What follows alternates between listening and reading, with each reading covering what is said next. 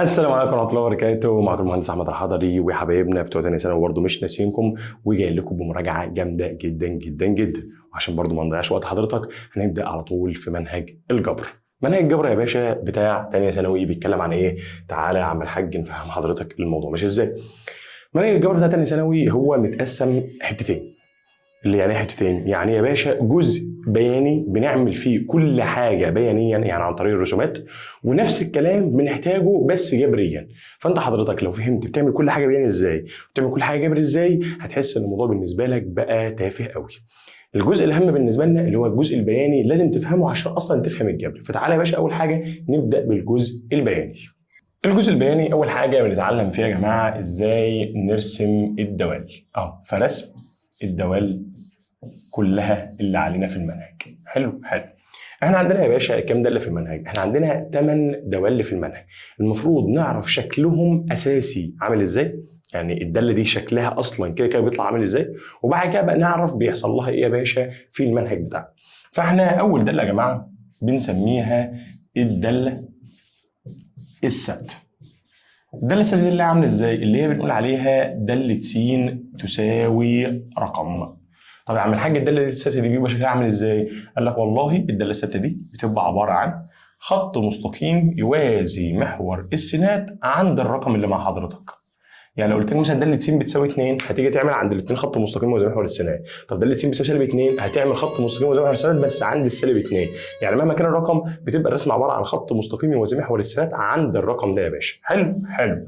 طب يا عم الحاج تاني نوع، قال لك والله تعالى تاني نوع يا باشا من الدول بنسميها الداله الخطيه او بنسميها داله الدرجه الاولى، ودي بنسميها داله س بتساوي س اس واحد. طب دي بتترسم ازاي يا باشا؟ اقول لحضرتك دي بتترسم عباره عن خط مايل بيمر بنقطه الاصل زي ما حضرتك شفت في المنظر ده كده. حلو الكلام ده. تاني نوع. تالت نوع يا باشا من الدوال اللي معانا بيسموها الداله التربيعيه. الداله التربيعي. جميل. والداله دي يا سيدي بيبقى شكلها عامل ازاي؟ او معلش تعالى نكتبها الاول. اصلا الداله التربيعيه بنقول ان عليها داله س بتساوي س تربيع. والداله دي يا عم الحاج بتبقى رسمتها عباره عن ايه؟ بتبقى عباره عن منحنى داله تربيعيه بيبقى بادئ من نقطه الاصل كده، ويبقى منحنى موجود في الربع الاول وفي الربع الثاني زي ما حضرتك شفت في المنظر ده. دي كده الداله التربيعيه. بعد يا باشا الداله التربيعيه يا جماعه عندنا النوع الرابع اللي احنا بنسميه الداله التكعيبيه. والداله التكعيبيه اللي هي كان اسمها ايه اصلا؟ اللي هي كان اسمها داله س تساوي س تكعيب. طب دي بتترسم ازاي يا باشا؟ قال لك بتترسم عباره عن منحنى زي الداله التربيعيه بس يا باشا موجود في الربع الاول والربع الثالث بالمنظر اللي حضرتك شفته ده. تمام الكلام. وانت عندك دلوقتي 4 انواع. اول نوع الداله الثابته، تاني نوع الداله الخطيه، الداله التربيعيه، الداله التكعيبيه. دول 4 انواع من الدوال اللي عندنا. طب يا عم الحاج بقى 4، تعالى ناخدهم. النوع الخامس يا باشا من الدوال بنسميها داله المقياس. حلو. داله المقياس. طب داله المقياس دي يا عم الحاج اسمها ايه؟ قال لك داله المقياس اسمها داله س بتساوي مقياس س. طب ده يا عم الحاج بتترسم ازاي؟ قال لك دي بتترسم يا باشا عباره عن خط في الربع الاول بالمنظر ده وزيه في الربع الثاني بالمنظر ده اسمها داله المقياس. جميل. النوع السادس يا باشا من الدوال بنسميها يا جماعه الداله الكسريه. الداله ايه يا باشا؟ الكسريه، اللي احنا بنسميها داله س بتساوي 1 على س. طب دي يا عم الحاج بتبقى عامله ازاي؟ دي بتبقى عامله كده اهو، منحنى موجود في الربع الاول وزيه في الربع الثالث. حلو الكلام. دول اللي كانوا موجودين في الوحده الاولى. بعد كده الوحده الثانيه احنا اخذنا فيها دالتين عكس بعض. الداله السابعه بيسموها الداله الاسيه، والداله الثامنه بيسموها الداله اللوغاريتميه.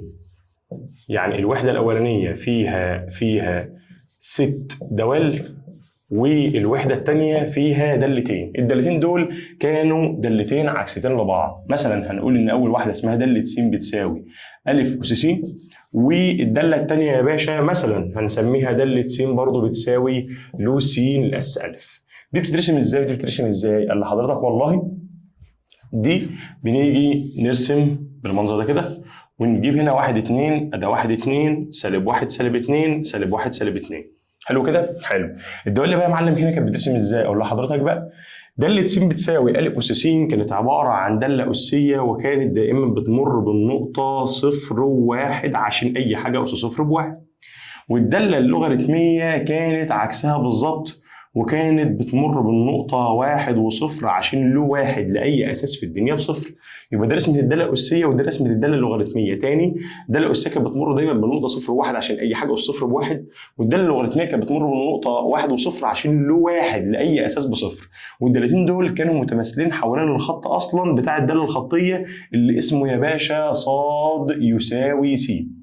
تمام الكلام كده؟ الكلام ده بقى يجي منين؟ اي رسمه من دول يا باشا جت عن طريق ان احنا بنجيب 3 نقط على الرسمه ونوصل ما بينهم. 3 نقط دول انا وانا بشرح حددتهم لك، قلت لك ايه؟ عشان تجيب اي رسمه في الدنيا محتاجه على الاقل 3 نقط. النقطه اللي في النص بنسميها نقطه راس المنحنى، ونقطه قبلها ونقطه بعدها الرسمه اللي ترسم. يعني انا شغلانتي كلها اجيب نقطه بنسميها نقطه راس المنحنى، ونقطه قبلها ونقطه ايه؟ بعدها الرسمه اللي ترسم الرسمه اللي ترسم. طب يا عم الحاج قول لي بقى، اقول لحضرتك الداله الثابته اصلا ما كانش فيها اصلا نقطه راس منحنى، هي اصلا خط مستقيم وزي محور الثلاثيه فوق يا تحت. الداله الخطيه نفس الكلام يا باشا، خط مستقيم اي نقطه اي 3 نقط عوض بيهم هيطلع الداله. مشكلتك تبدا من الداله التربيعيه، الداله التربيعيه والتكعيبيه والمقياس والكسريه والاسيه واللوغاريتميه، هم دول اللي فيهم شويه خواص. فتعالى ناخد خواص الرسومات ونتاكد بقى، او ناكد على المعلومه ونشوف كل رسمه بترسم ازاي. حلو. تعالى يا باشا دلوقتي يا معلم، لو انا جيت قلت لحضرتك يا باشا ايه هي خواص الرسومات؟ خواص الرسومات يعني يا باشا الرسومات ديت بيحصل فيها ايه؟ اقول لحضرتك خواص الرسومات ديت يا باشا عباره عن 3 حاجات. اول خاصيه بيسموها خاصيه الانعكاس. تاني خاصيه بيسموها خاصيه التمدد والانكماش. حلو يا جماعه؟ الخاصيه الثالثه بقى يا باشا بيسموها خاصيه الازاحه. تعالى يا باشا انا همسك داله معينه واعمل عليها 3 خواص، واللي هيتعمل على واحده هيتعمل على الباقي. يعني بمعنى تعالى يا عم، هو امتى الداله يحصل لها انعكاس؟ تعالى نشوف. لو انا جيت قلت لحضرتك مثلا داله س تساوي س تربيع، ماشي، وداله س تساوي سالب س تربيع. تعال نرسم الداله دي وتعال نرسم الداله دي. احنا اتفقنا عشان نرسم اي داله فيهم بنعمل ايه؟ بنحتاج مثلا على الاقل 3 نقط. فيا سيدي والله انا هعمل اللي فوق دي جدول في خانتين س وصاد، وهاخد 3 نقط، واللي تحت ديت برضو نفس الكلام ادي س وصاد، وهناخد يا باشا 3 نقط. فمثلا لو عوضنا بسالب 1 وصفر وواحد، وتعالى نشوف يا سيدي الداله هتطلع لنا ايه. سالب 1 تربيع هيطلع 1، صفر تربيع هيطلع 0، 1 تربيع هيطلع 1.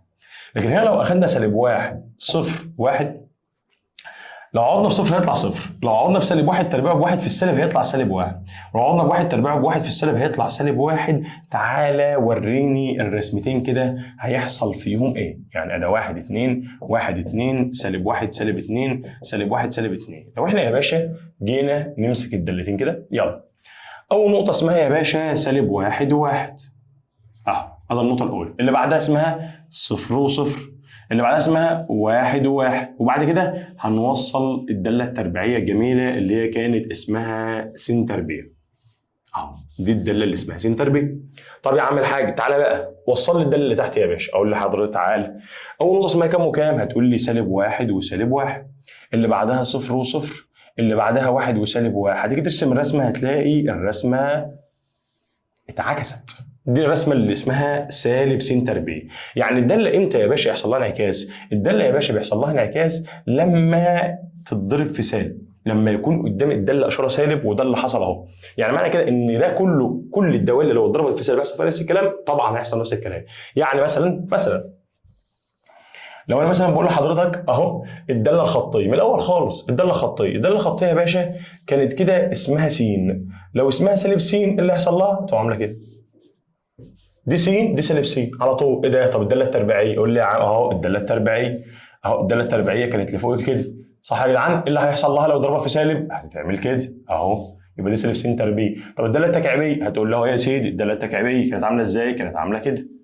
حلو، ده لو هي س تكعيب. طب لو سالب س تكعيب تعمل كده، تتعكس على طول بالمنظر ده. طب يا عم الحاج مقياس س يا باشا كان عامل كده اهو، طب لو ضرب في سالب بقى سالب مقياس س، هيتعكس لتحت يا باشا، فهيبقى عامل كده اهو، ده مقياس س ده سالب مقياس س.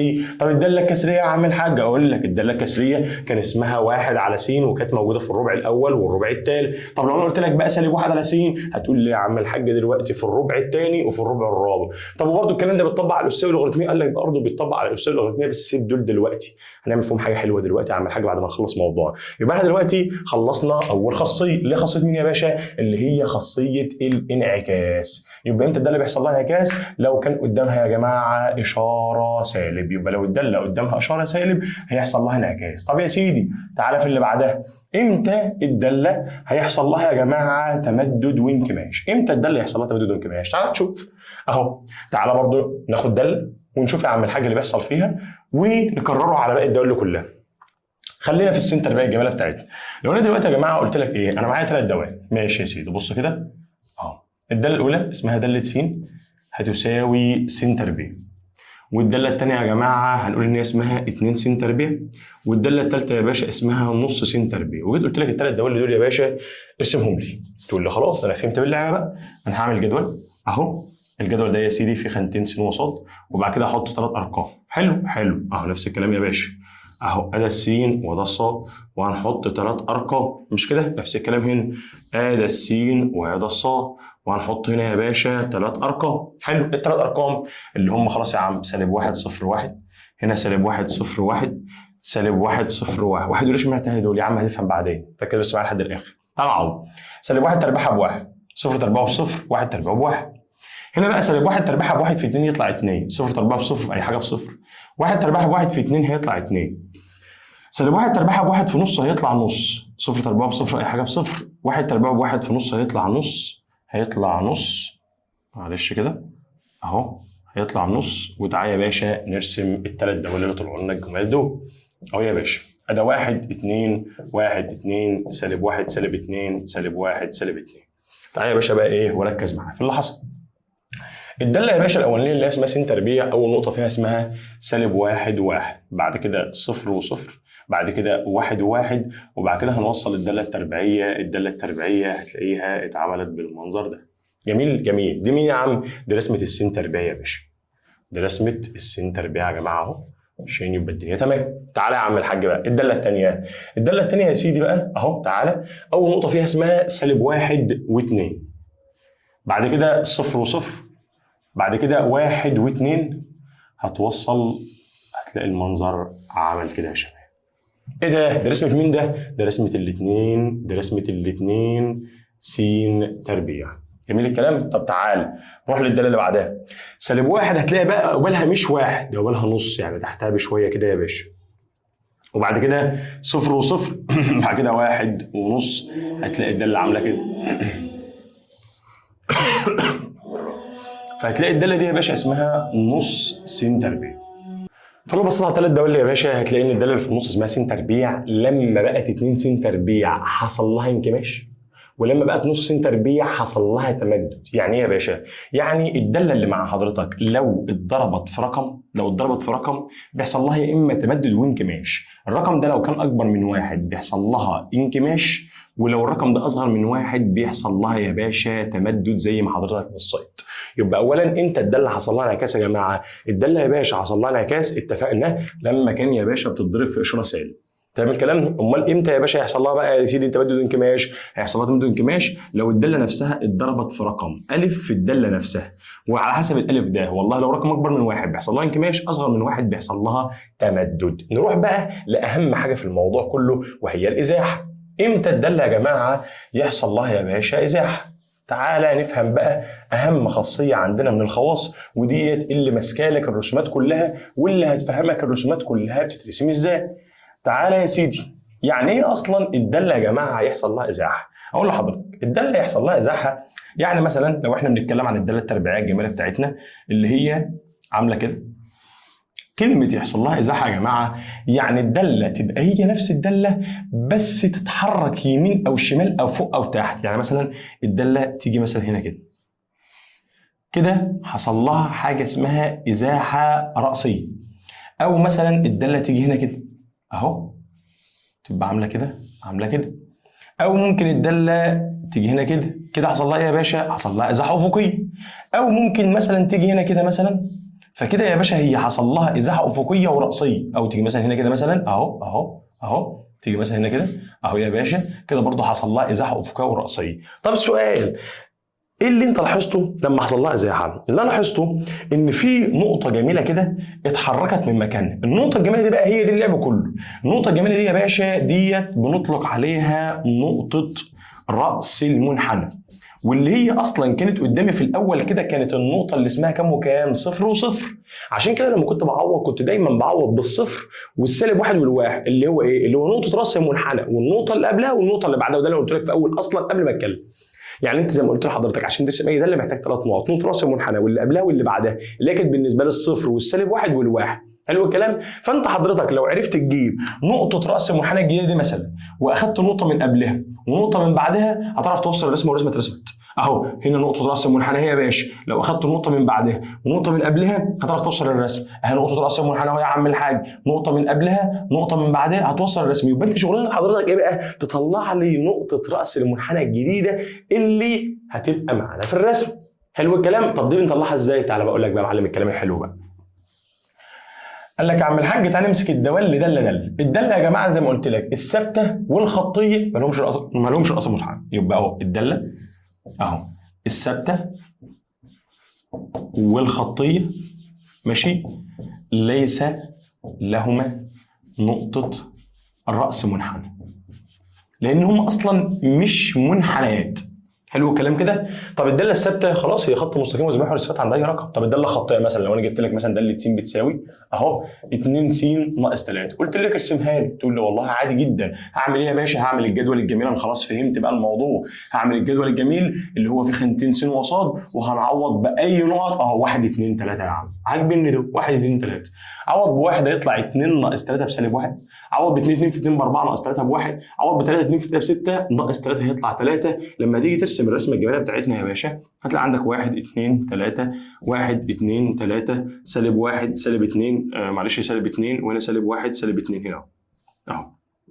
تعالى يا باشا اول نقطه اسمها كام وكام؟ هتقول لي 1 وسالب 1. طب بعد كده 2 و1. طب بعد كده 3 و3. هتيجي توصل هتلاقي رسمه داله خطيه بالمنظر ده ومش هتعمل معاك اي ازعاج خالص. يبقى الداله الثابته والداله الخطيه ما لهمش نقطه راس منحنى. امال بقى مين اللي ليهم؟ تعالى بقى من اللي بعد كده بقى اللي هم مين؟ اللي هم الداله التربيعيه والتكعيبيه والمقياس والكسريه والاسيه واللوغاريتميه. كل اللي جاي بقى يا باشا، كل اللي جاي ده يا جماعه بنجيب نقطه راس المنحنى بتاعته ازاي؟ تعالى نتخيل ان شكل الداله دي اتغير بالنسبه لنا بقى. عامل كده اهو. بص يا عم الحاج، داله س تساوي س ناقص رقم الكل تربيع زائد باء، أو س ناقص رقم الكل تكعيب زائد باء ماشي، أو مقياس س ناقص رقم زائد باء، أو 1 على س ناقص رقم زائد باء. حلو الكلام كده؟ حلو الكلام. دي اللي ايه؟ تربيعيه تكعيبيه مقياس كسريه. اي حاجه بالمنظر ده يا جماعه نقطه راس المنحنى بنطلعها ازاي؟ قال لك بص يا سيدي قدامنا طريقين. الطريق الاولاني وده الاساس اللي جه منه الموضوع ان احنا ناخد الرقم اللي جوه القوس ده يا جماعه نساويه بالصفر. حلو الكلام؟ حلو الكلام. فانا هاخد السين ناقص الف اساويها بالصفر هيطلع س بتساوي الف. بعد جبت السين اعوض بيها، فالعوضت هنا بالف، الف ناقص الف هيبقى بصفر، الصاد يطلع بباء. ايه ده؟ طب انا عوضت هنا مكان السين بالف، الف ناقص الف برضه بصفر هيطلع بباء. هنا الف ناقص الف بصفر هيطلع باء. هنا الف ناقص الف بصفر 1 على صفر، ودي المشكله. فاحنا عشان كده بنقول لك في طريقه ثانيه ممكن تنجزك بيها. هو دي تنفع على كل دول تمام الكلام، بس تيجي هنا تقف. طيب يا عم الحاج، قال لك طب ما تبص يا عم، هي نقطه راس المنحنى دلوقتي طلعت معاك ايه؟ طلعت معاك دلوقتي الف وباء. ما هو الرقم اللي هو اسمه الالف وما هو الباء؟ تقول لي والله الالف ده هو الرقم اللي جنب السين حضرتك اهو، الرقم اللي جنب السين، الرقم اللي جنب السين، الرقم اللي جنب السين بس بعكس الاشاره. يعني كان اسمها سالب الف انا طلعتها بالف. طب والباقي اللي هو ايه؟ اللي هو الرقم اللي بره زي ما هو باشارته. يبقى تاني احنا ممكن نقولها ازاي؟ ان نقطه راس المنحنى يا باشا اهو، نقطه راس المنحنى اسمها الف وباء. ايه هو الالف وباء؟ الالف ده هو الرقم اللي جنب السين بعكس الاشاره، والباء دي هي الرقم اللي بره زي ما هو. اللي بره ايه؟ اللي بره القوس التربيعي. او القوس التكعيب، او يا باشا بره المقياس او بره الكسر، ماليش دعوه بيها. طب بس خلي بالك انا قلت لك ايه؟ الرقم اللي جنب السين بعكس الاشاره. ليه؟ لان ممكن ما تبقاش سي، تبقى 2 سي، تبقى 3 سي، تبقى سالب سين. ساعتها اعمل ايه؟ لازم نرجع للاصل. لازم نعمل ايه؟ ناخد اللي جوه القوس نساوي بالصفر، نطلع السي، وتاخد برده الرقم اللي بره زي ما هو. خلص الموضوع. خلص الموضوع على طول. يبقى انت زي ما قلت لك يا باشا اهو الاساس ان انت بتاخد القوس ده يا عم الحاج تساوي بالصفر، تطلع السين، والصاد دايما هتطلع الرقم اللي بره. من الاخر لو انت يا باشا عايز تطبق القاعده مظبوط اهو يا عم الحاج، عايز تنجز وقت خد على طول الرقم اللي جنب السين بعكس الاشاره واللي بره زي ما هو، بس الرقم اللي جنب السين لو ما كانتش سين ساعتها لازم نرجع لاصل الدرس، لاصل الموضوع ونعملها بايه. طب ده يا عم الحاج انت قلت لي التربيعيه والتكعيبيه والمقياس والكسريه، امال بقى في الاساوي واللوغاريتميه بنعمل ايه؟ قال لك في الاساوي واللوغاريتميه بنعمل حاجه جميله قوي. في الاساوي واللوغاريتميه يا باشا تعالى نتخيل كده ان احنا مثلا معانا دالة زي دي صاد بتساوي 2 أس س ناقص 3 زائد 1. وفي الداله اللوغاريتميه اديك مثال تاني اهو يا باشا، صاد بتساوي اهو لو س ناقص 2 او س ناقص 1 اس 2 زائد 3 مثلا. جيت لك يا باشا مثلا داله زي دي، حلو كده، دي داله اسيه دي داله لوغاريتميه. قال لك يا باشا في الداله الاسيه انت كنت بتقول لي ان هي دايما بتمر بالنقطه 0 و1 عشان اي حاجه اس 0 ب1. حلو يعني دي كانت نقطه راس محل دي في الداله الاسيه الاصليه اللي ما فيش فيها اي تعديلات. لكن لو حصل بقى اي تعديلات قال لك كل اللي هتعمله ان بدل ما كنا احنا بنساوي القوس هنا بالصفر، لا احنا هنساوي الاس هنا بالصفر. يعني انت هتعمل ايه؟ هتساوي الاس بالصفر، هيبقى س ناقص 3 تساوي صفر، يبقى ساعتها الس بتساوي 3، ولما تجيب الس ب 3 تعوض بيه. فلما تعوض بقى بال3 هنا يا باشا هيبقى 3 ناقص 3 بصفر، اي حاجه اس صفر ب1 زائد 1 ب2، يبقى اذا الصاد ب2. اذا نقطه راس المنحنى يا باشا اسمها 3 و2، وهناخد نقطه قبلها ونقطه بعدها والموضوع بالنسبه لك يبقى خلصان. طب يا عم الحاج انت كنت بتقول لي ان في الداله الاسيه احنا كنا بنقول ان النقطه اسمها 0 و1 عشان اي حاجه اسمها معلش عشان اي حاجه اس 0 ب1. طب الداله اللوغاريتميه بقى احنا كنا بنقول ان النقطه راس المنحنى اسمها 1 و0 1 و0، كان دايما بتمر بنقطه 1 و0. طب اشمعنى؟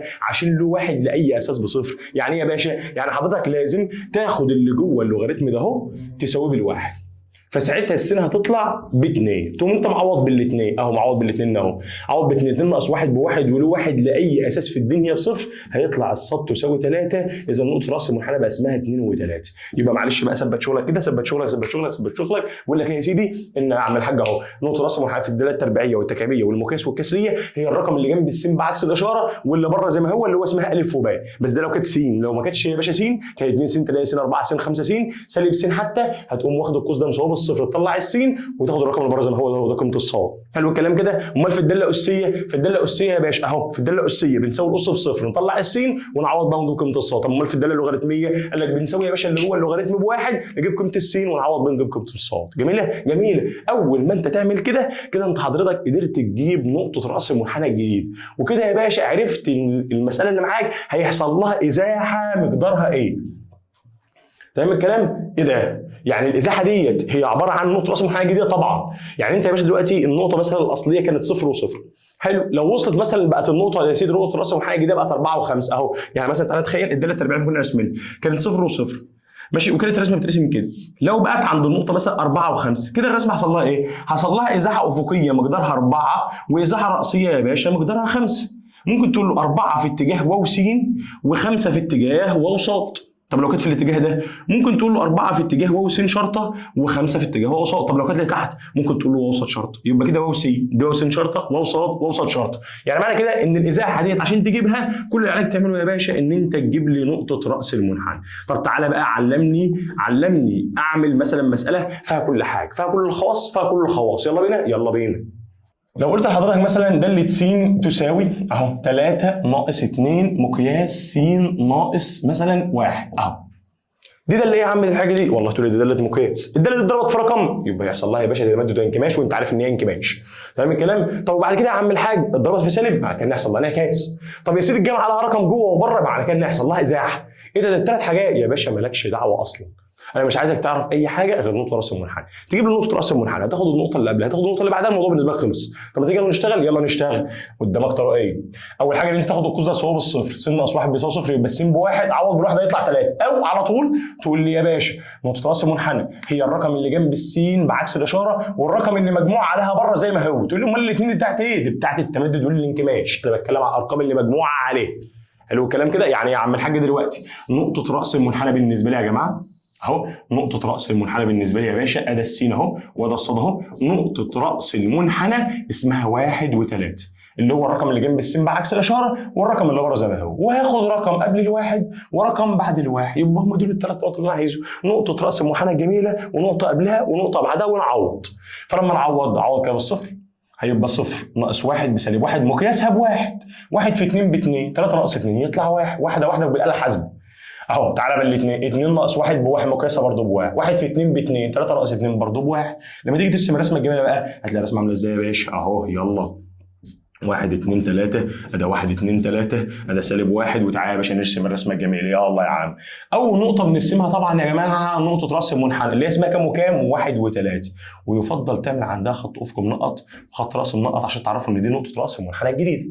بعد كده بنعمل النقطه اللي اسمها 0 و1، وبعد كده بنعمل النقطه اللي اسمها 2 و1، وهتوصل دي بدي وهتوصل دي بدي. واجي بقى اسالك الداله ده حصل لها ايه؟ تقول اول حاجه حصل لها انكماش، بس انا ما خدتش بالي شويه، بس حصل لها انعكاس 100% لان داله المقياس اصلا بتبقى مفتوحه لفوق، وكمان حصل لها ازاحه، 1 في اتجاه واو س و3 في اتجاه واو ص، وكده حصل لها الثلاثه. جميل الكلام. واحد يقول لي طب ماشي وريني داله كسريه كده. داله كسريه، ده الداله الكسريه ده يا عم الحاج اسهل حاجه. بص، ده الداله الكسريه ده انا برسمها بمجرد النظر. بص يا سيدي، لو قلت لك مثلا داله س بتساوي مثلا 3 ناقص 2، او هغيرها بقى خلينا مثلا ايه 4 ناقص 3 على س ناقص 2. حلو كده يا جماعه؟ حلوه ديت؟ جميله يا باشا؟ جميله يا باشا. بص يا عم الحاج، اول حاجه نطلع نقطه راس المنحنى. نقطه راس المنحنى ايه؟ الرقم اللي جنب السين بعكس الاشاره والرقم اللي بره زي ما هو اللي هو كام وكام؟ 2 و4. بص بقى شوف كده، شوف كده في الداله الكسريه ده اروق حاجه في الدين. بص يا سيدي كده اهو، ادي 1 2 3 4، ادي 1 2 3 4 5 لو عايز تنجزها بمجرد النظر يا باشا. نقطه راس المنحنى انت قلت لي ان هي النقطه اسمها 2 و4، وقلت لي انا بعمل عندها خط افقي واعمل عندها خط راس. فاكر رسمه الداله الكسريه يا جماعه كانت عامله ازاي؟ رسمه الداله الكسريه يا باشا كانت منحنى في الربع الاول والثالث، ولو اتعكست بتبقى في الثاني والرابع. تقول لي انا شايف سالب اهو، يعني اتعكست، يعني انت فاهم ان هي تبقى مرسومه في الربع الثاني وفي الربع الرابع، صح كده؟ طب افرض انت ما خدتش بالك، تقول لي والله عادي، مش انا جبت نقطه راس منحنى، تعال ناخد نقطه يمين قبلها يمين بعدها، نقطه واحده يا عم. شوف هتفهم على طول. يعني بص، الاثنين ده قبله واحد صح، انا هاخد الواحد ده اعوض بيه في الداله. والله لو الواحد ده هو النقطه بتاعته طلعت مثلا في المنطقه دي كده يبقى رسمه تبقى هنا وهنا، صح؟ طب الواحد لو طلع في المنطقه دي كده يبقى رسمه تبقى هنا وهنا. ما انت عارف الداله الكسريه يا اما هنا وهنا يا اما هنا وهنا. حلو الكلام. طب تعالى يا باشا على طول اهو، يلا بمجرد النظر تعالى نعوض بالواحد. عوض بواحد، فلما اعوض هنا بواحد اهو، 1 ناقص 2 بسالب 1، 3 على سالب 1 فهي السالب 3، في السالب يبقى موجب 3، موجب 3 و4 يديني 7، يعني الواحد المفروض يكون قصادها 7 يا باشا. شايف؟ يبقى على طول رسمه الداله الكسريه ترسم كده، وهنا يا باشا هتبقى بالمنظر كده، وكده رسمه الداله الكسريه اترسمت بكل بساطه. يعني انت بتجيب نقطه راس المنحنى وتاخد نقطه من قبلها من بعدها، تعرف بس هي موجوده هنا وهنا ولا موجوده هنا وهنا، هتلاقي المساله خلصت في ثانيه بالنسبه لك.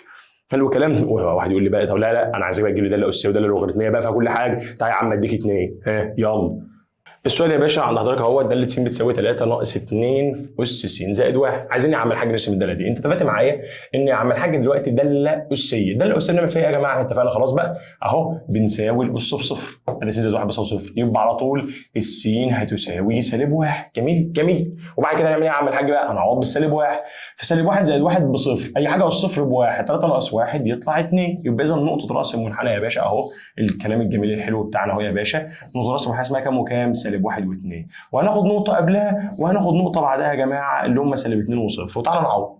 لما نعوض بسالب 2، سالب 2 زائد 1 بسالب 1، 2 سالب 1 بنص، 3 ناقص يطلع الناتج يا باشا ب 2 ونص. كده بقى لها حاسبه يا عم عادي مفيش مشكله. خد صفر، صفر زائد 1 بواحد، 2 اس 1 ب2، 3 ناقص 2 يطلع 1. تعالى كده يا باشا، تعالى كده، تعالى كده نرسم الرسمه الجميله مع بعض. ادي 1 2 3، ادي كده سالب 1 سالب 2، ادي كده 1 2، ادي كده سالب 1. تعالى يا عم، اول نقطه يا باشا هي نقطه راس المنحنى اللي احنا بنرسمها الجميله اللي هي اسمها سالب 1 و2، وهتعمل عندها خط افق وخط يا باشا راسي. اللي بعدها اسمها سالب 2 يا جماعه و2 ونص، وبعد كده يا جماعه النقطه اللي بعدها اسمها 0 و1. ادي الثلاث نقط الجمال بتوعنا. واحد يقول لي انا مش عارف انا اوصل منهم كده ولا اوصل ما بينهم كده، مش عارف يا عم. خلاص انت مش عارف، زود كمان نقطه. انت زعلان ليه؟ خد يا عم الحاج كمان نقطه. يعني مثلا خد مثلا الواحد عوض بيه، يحط كده 1 زائد 1 ب2، 2 اس 2 ب4، 3 ناقص 4 يطلع سالب 1. كده خلاص انت شفت رسمه الداله يا باشا، خلاص انت رسمت مظبوط اهو. شفت الكلام الحلو؟ يعني انت دلوقتي لو انت حضرتك ما انتش عارف الداله هتترسم ازاي، زود يا عم على الثلاث نقط. يا عم مش لازم 3 نقط قوي، انا قلت لك اقل حاجه 3 نقط هيبين لك شكل الرسم. عايز انت بقى تزود على 3 نقط، زود يا عم زي ما انت عايز بقى يا سيدي، روق على نفسك كده يا عم الحاج. حلو الكلام، حلو الكلام. ده الداله الاسيه. تعالى يا عم الحاج بقى في الداله اللوغاريتميه. لو قلت لك مثلا داله س تساوي لو اهو س ناقص 3 لاس 2 زائد مثلا 1 مثلا. اتفقت معايا خلاص؟ في الداله اللوغاريتميه بنعمل ايه يا جماعه؟ قال لك بنساوي اللي جوه اللوغاريتم بواحد، يبقى س ناقص 3 بتساوي 1، يبقى ساعتها الس تساوي 4. وتعالى نعوض يا باشا، هنجيب الصاد يلا. حط 4 ناقص 3 بواحد، لواحد لاقي اساس بصفر، يطلع الناتج في الاخر بواحد. اذا نقطه راس المنحنى يا جماعه اسمها كام وكام يا جدعان؟ ده الس والصاد، وهنحط الس ب4 ونحط الصاد بواحد. بس بقى في الداله اللوغاريتميه في مشكله حضرتك، المفروض ناخد نقطه قبلها ونقطه بعدها. بس حضرتك انت لو اخدت النقطه اللي قبل الاربعه اللي هي 3 ناقص 3 بصفر، والداله اللوغاريتميه ما ينفعش يكون اللي جواها اصلا لا سالب ولا صفر. يعني من الاخر لازم يكون رقم موجب، لازم يكون رقم موجب. فلما تيجي تعوض بالرقم اللي قبلها ما تعوضش ب3، عوض مثلا ب3 ونص. عايز تعوض برقم بعدها مفيش مشكله، المهم ان هو لازم اللي جوه ده يكون رقم موجب. فلما نيجي مثلا نعوض ب3 ونص، 3 ونص ناقص 3 بنص، لنص الأس 2 بسالب 1، وده احنا هنشوفه يا باشا في لسه في الخواص بتاع اللوغاريتمات. والسالب 1 زائد 1 في الاخر هيطلع لنا يا جماعه بصفر زي ما انت شايف.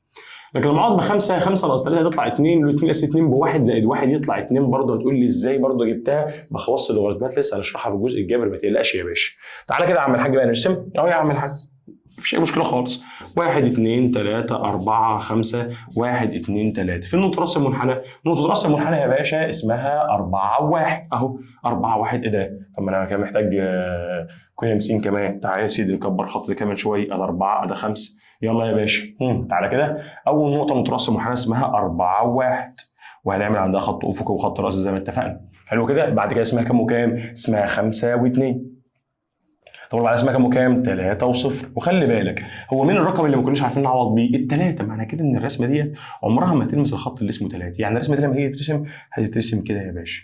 تقول لي ما هي مش ديت رسمه الداله اللوغاريتميه. ما هو يا باشا ما حصل لها يا عم الحاج ازاحه، وحصل لها يا سيدي انعكاس، ولا حصل لها انكماش، انت مش فارق معاك حاجه. اهم حاجه يا سيدي زي ما قلت لحضرتك تجيب نقطه راس المنحنى واللي قبلها واللي بعدها، وكده حضرتك عرفت ترسم اي داله.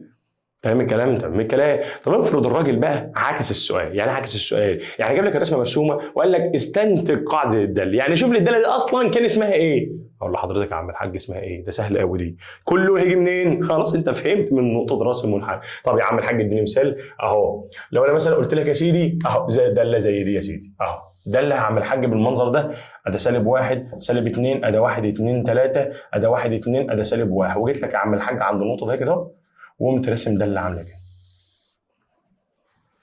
هتقول لي لا خلاص انا فهمت. ده رسم الداله دي، ده رسم الداله التكعيبيه. رسم الداله التكعيبيه دي يا باشا نقطه راس المنحنى بتاعتها انت موريها لي كمان اهو يا سيدي ومشاور لي عليها. النقطه دي يا عم الحاج دي نقطه راس المنحنى اسمها سالب 1 و2.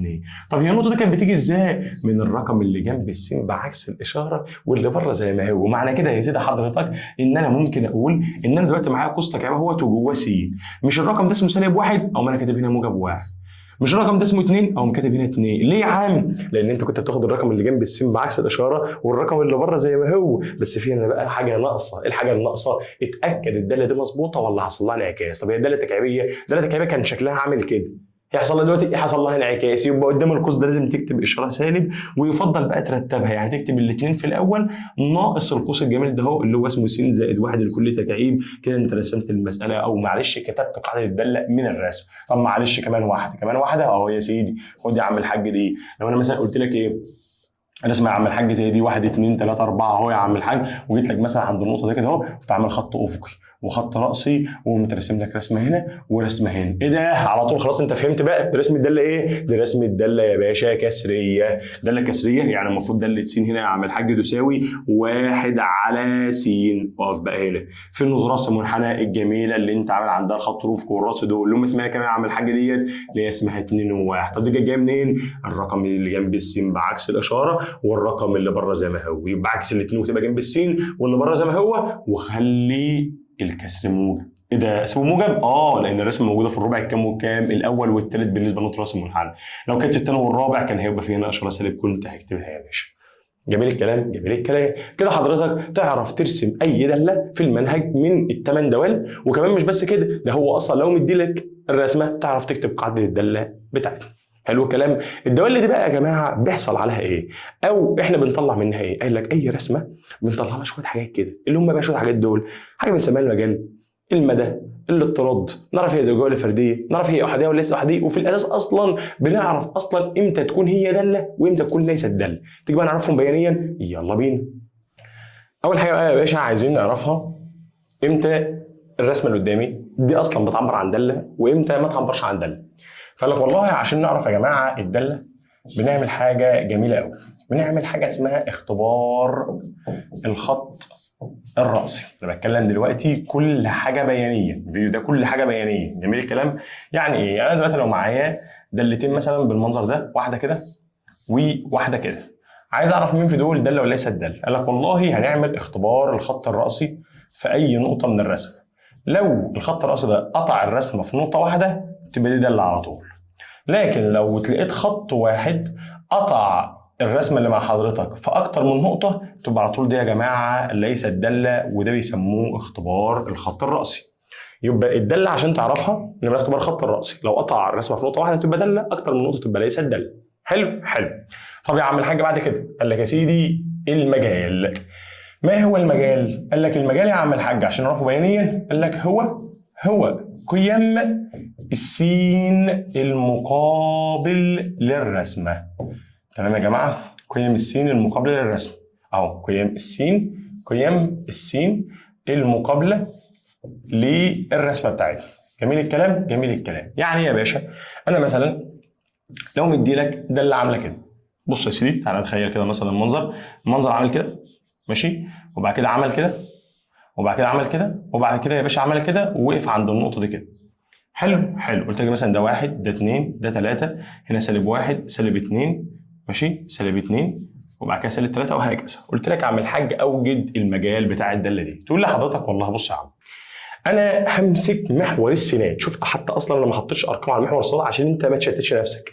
اول ما اقول لحضرتك هات لي المجال على طول يعمل حاجه تبص على قيم السين. تبص على ايه؟ على قيم السين وتشوف الرسمه دي والله بادئه من على محور السين من عند كام يا باشا؟ تقول لي من عند ال3. وبعد كده عملت ايه؟ فضلت ماشيه كده، خدت الارقام من 3 ل2، وبعد كده يا باشا من 2 ل1، بعد كده خدت الارقام كلها من 1 لحد -2، وبعد كده فضلت ممتده وما وقفتش، يعني فضلت راحه للسالب بلا نهايه. يبقى كده الرسمه بدايتها من عند ال3 وخدت كل الارقام وهي راحه من السالب بلا نهايه. يعني معنى كده ان المجال بتاعنا من سالب بلا نهايه لحد ال3، وال3 مقفوله عشان يا باشا قدامها نقطه مقفوله. ايه ده؟ يعني انا دلوقتي مثلا لو انا جايب شكل رسمه زي دي كده قلت لك يا سيدي طلع لي المجال بتاعها، داله مثلا زي دي كده وداله عامله زي دي كده، ماشي؟ وممكن مثلا نيجي عند الحته دي كده اهو نعمل هنا كده يا عم الحاج ايه؟ دايره مفتوحه. شفت انا كبرتها لك ازاي عشان تعرف انها مفتوحه. وده 1 وده يا سيدي مثلا ايه؟ ادي -1 ادي -2 ادي 1 2. عايزين نتفق بس يا جماعه على حاجه جميله قوي. الخط يا جماعه عشان اقول ان هو ممتد بعمل له سهم في الاخر، لكن المنحنى لو ما عملتلوش نقطه في اخره كده اهوت يبقى هو يفضل ممتد لحد ما لا نهايه. ولو جبت لك خط كده اهوت وقمت عامل لك يا باشا خط جنبه كده وقلت لك ان الخط ده يا عم الحاج بيطلع لفوق يبقى هو اخره هنا. لكن افهم الحته دي جميله قوي، لو في نقطه هنا يبقى الرقم ده اخره عند الرقم ده والرقم ده معانا. لو ما عملتش نقطه فوق يبقى الرسم ده ممتد. لو عملت بقى الرسمه اللي بتاعتي يا باشا بتفضل تطلع وفي رقم جنبها هي ما بتلمسوش، يبقى هي بتقف عند الرقم ده والرقم ده مش معانا. يعني ايه؟ بص بقى كلام حلو بقى، تعالى يا عم الحاج نطبق على الكلام ده. الرسمه دي يا باشا نمسكها حته. والله يا سيدي اهو الرسمه الاولانيه تقول لي والله هي بدات من عند ال1 وفضلت ماشيه كده، خدت الارقام كلها بتاع محور س من اول ال1 مقفوله لحد الموجب ما لا نهايه.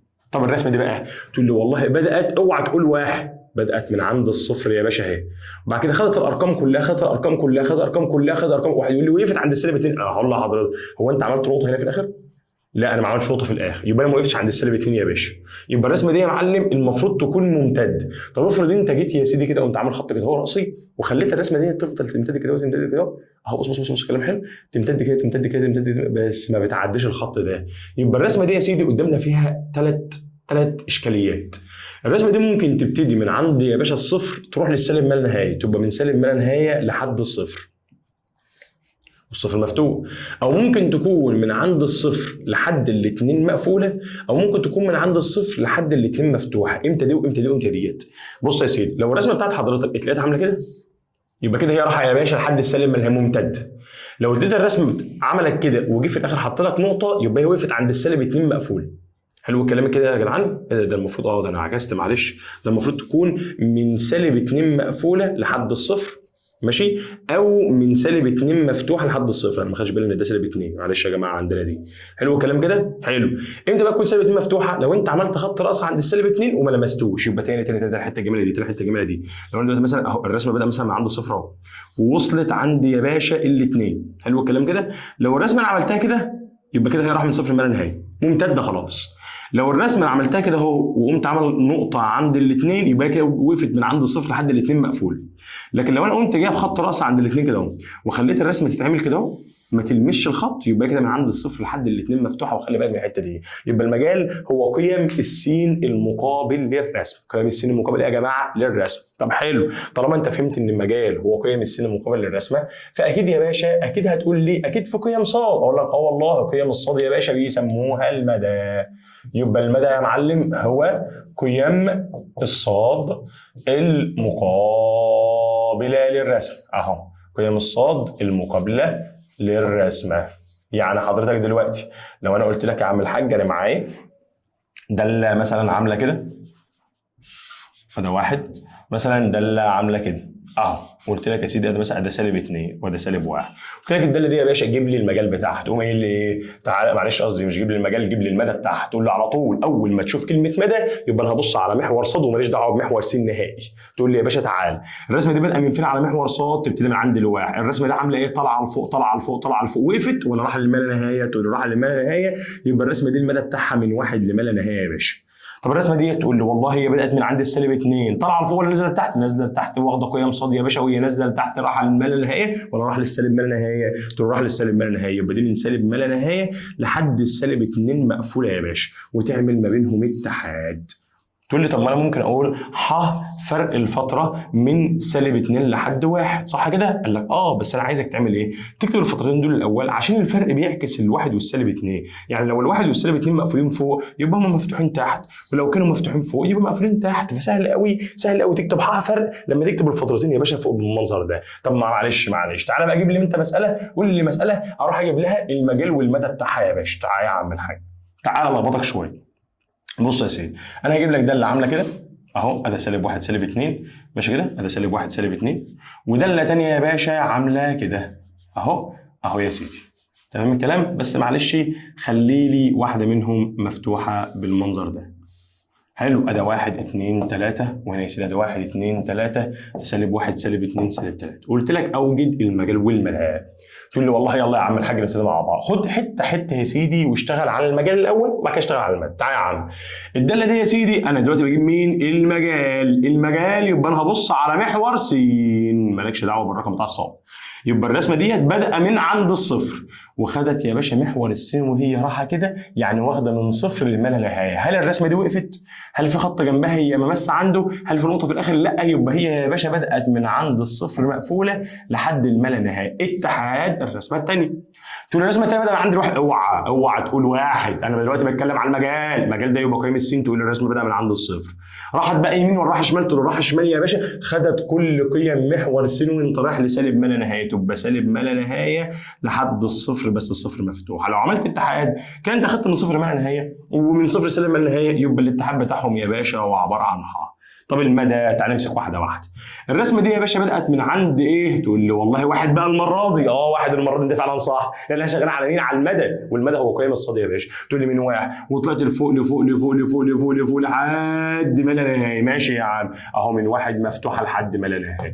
بس الرسمه اللي تحت بقى ده بدات من عند السالب 2 وطلعت لفوق لفوق لفوق لفوق لفوق لفوق لفوق لفوق، وخلي بالك وهي طالعه لفوق خدت الواحد كمان معانا. يعني ايه؟ يعني قفلته يا باشا. ايه ده؟ يعني دلوقتي خدت من كام لكام؟ من سالب 2 لحد ما لا نهايه، والسالب 2 مقفوله والما نهايه مفتوحه. لو عملت اتحاد هديك الفتره دي. واحد يقول لي ازاي؟ طب اهو تعالى يا عم ارجعك بس شغل اولى حضاره شويه. لو انا دلوقتي قلت لك من واحد مفتوحه لما لا نهايه، ومن سالب 2 مقفوله لحد موجب ما لا نهايه. اعمل لهم اتحاد كده، اعمل لهم اتحاد يعني خد الفتره كلها يا باشا، فتبقى ايه؟ هتبقى من سالب 2 لحد ما لا نهايه، والسالب 2 مقفوله. تقول لي واحد كانت مفتوحه يا باشا، ما انت لما بتعمل اتحاد رقم مقفول ورقم مفتوح بتقفله. لكن لما تعمل تقاطع لو في رقم مفتوح ورقم مقفول ما بناخدوش معانا، لان الرقم ده مش هيبقى مشترك في الاثنين. حلو الكلام؟ يبقى انت كده عرفت ان المجال هو قيم السي والمدى هو قيم الصاد، وعرفت ازاي تعرف هي داله ولا ليست داله. بعد المجال والمدى والداله عرفنا يا باشا بقى كمان حاجه اسمها الاضطراد. ما هو الاضطراد يا باشا؟ اقول لحضرتك. الاضطراد يا جماعه بيقولوا عليه ايه؟ بيقول لك يا سيدي الاضطراد هو ان انت تعرف الداله امتى تكون تزايديه، وامتى تكون تناقصيه، وامتى تكون ثابته. حلو الكلام؟ وحضرتك بقى انا هعلمك حاجه جميله قوي. الناس بتقعد تقول في الكلام ده كلام شعر وبتاع ومماس وحوار وتحت وفوق، الكلام ده تافه موت. الرسمه دي يا باشا او اي رسمه عموما عشان تعرف الاضطراد بتاعها، قال لك اهو بص هنبدا معلش اهو تاني بس معلش هنبدا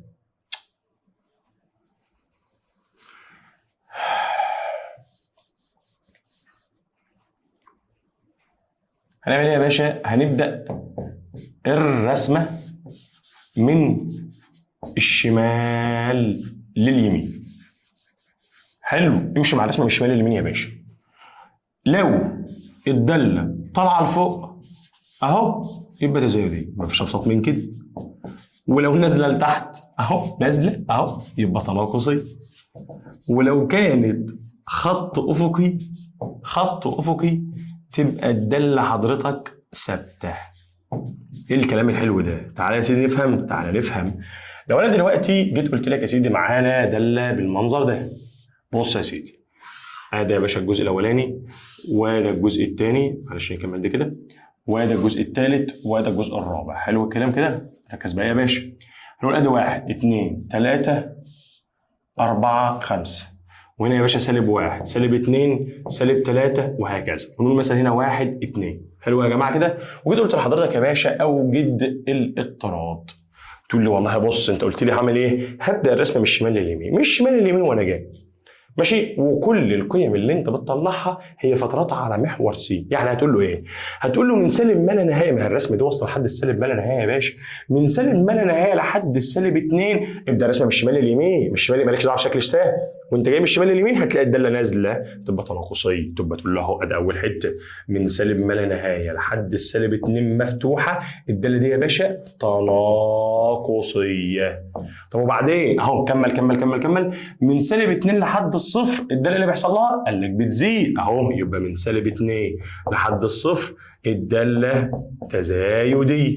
بعد كده من الصفر لحد الاثنين الداله اللي يحصل لها اهو من الصفر لحد الاثنين الداله هتبقى تناقصيه. بعد كده بقى من الاثنين لحد الثلاثه الداله طلعت تاني، تبقى على طول من الاثنين لحد الثلاثه الداله تزايديه. شوف انا بعمل ايه؟ بمسك الرسمه حته حته، وبعد كده بقى من 3 لحد ما لا نهايه الداله دي خط افقي تبقى ثابته يا باشا، يبقى من 3 لما لا نهايه الداله ثابته. حضرتك لو لاحظت الفترات هتلاقي الفترات كلها مفتوحه، لان مثلا سالب 2 ده موجود في فتره التناقص والتزايد، هاخده مع التناقص ولا مع التزايد؟ لا بيتاخد هنا ولا هنا.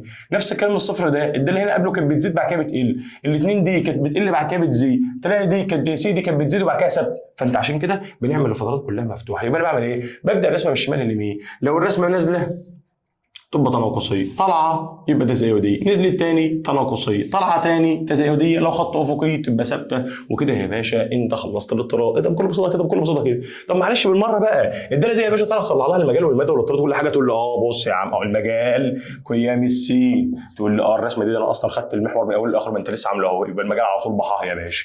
طب المدى بقى هو قيام الصاد. تقول لي الرسمه دي يا عم ايه ده؟ اولها فين على محور الصاد؟ اهو يا عم اهو اولها على محور الصاد يا باشا عند الصفر.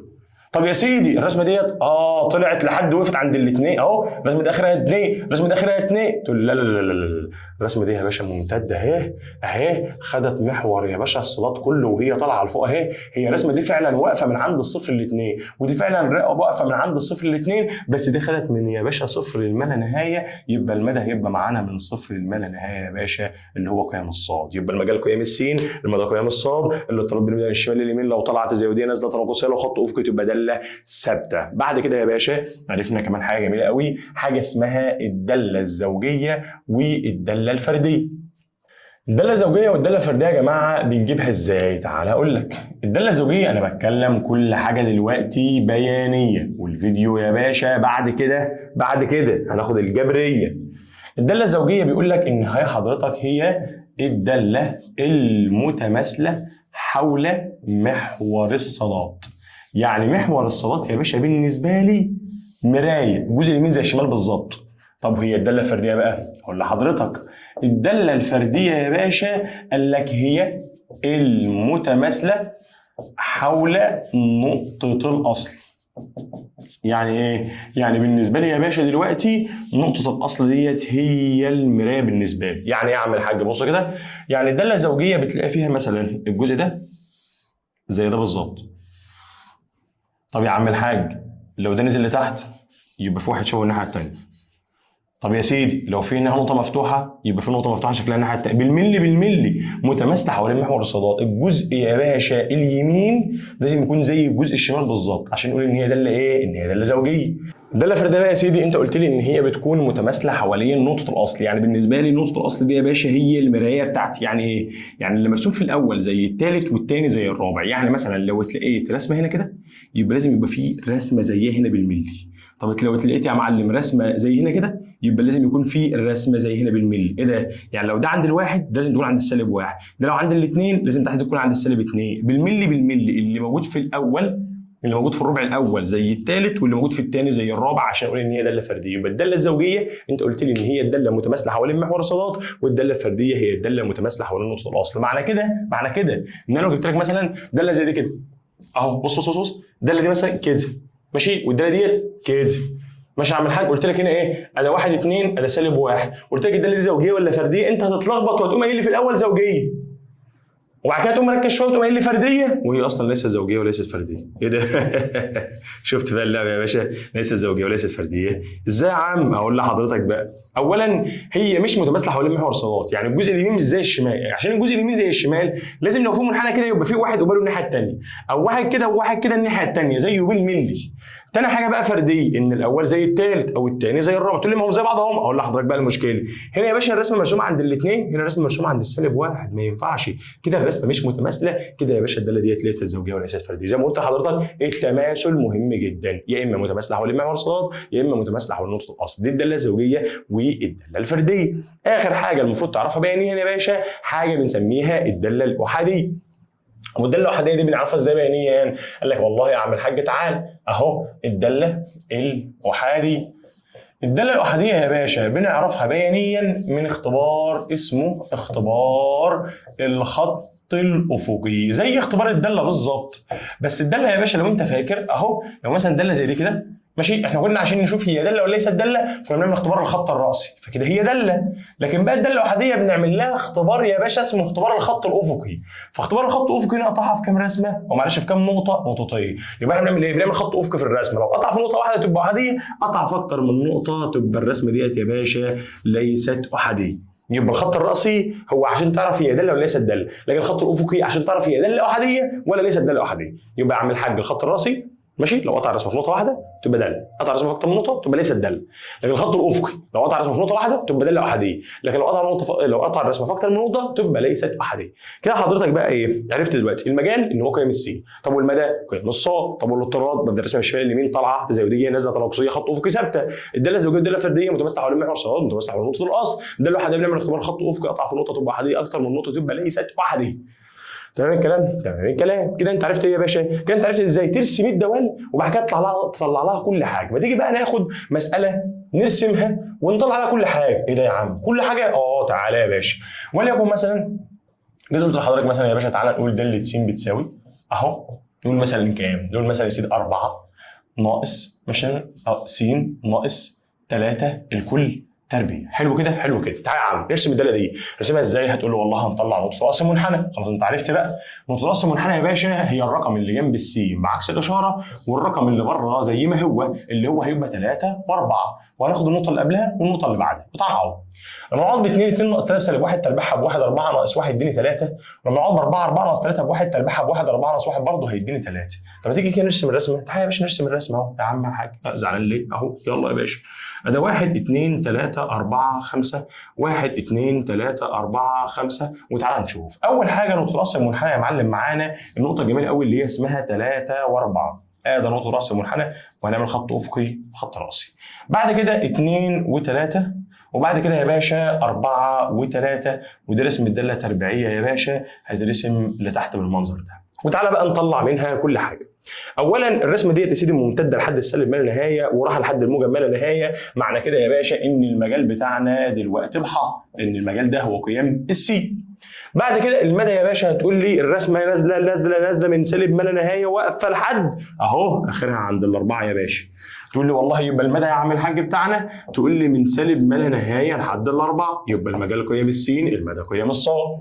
الداله ده حضرتك اولا ليست زوجيه وكمان وليست فرديه، عشان ليست متماثله حوالين محور الصادات وليست متماثله حوالين نقطه الاصل. والاهم بقى لو عملنا خط افقي هيقطعها يا باشا في نقطتين، فطالما قطعها في نقطتين كمان تقول لي يا سيدي يبقى زيت الخرخريه ليست زوجيه وليست فرديه وليست احاديه. تعالى بقى جيب لي الاضطراد كده. احنا اتفقنا ببدا الرسمه من الشمال لليمين، الرسمه دلوقتي ايه؟ طالعه وبعد كده نازله. بس وقف بقى معايا. تقول لي من سالب ما لا نهايه، تقول لي ايه ده؟ راح يا عم ما هي الرسمه ممتده، اتفقنا ان المنحنى ده ممتد رايح من سالب ما لا نهايه لحد الثلاثه، من سالب ما لا نهايه لحد الثلاثه الداله اللي بيحصل لها بتطلع لفوق. تقول لي من سالب ما لا نهايه لحد يا باشا الثلاثه مفتوحه الداله يا باشا عماله بتزيد، وبعد كده بقى من ثلاثه وانت رايح لموجب ما لا نهايه الداله بتنزل. تقول لي يبقى باشا من ثلاثه لما لا نهايه الداله دي يا باشا تناقصيه. كانت جبت ايه؟ المجال، المدى، الاضطراد، الزوجيه، الفرديه، الاحاديه، وطبعا هي داله اصلا احنا اصلا جايه بنرسم الداله.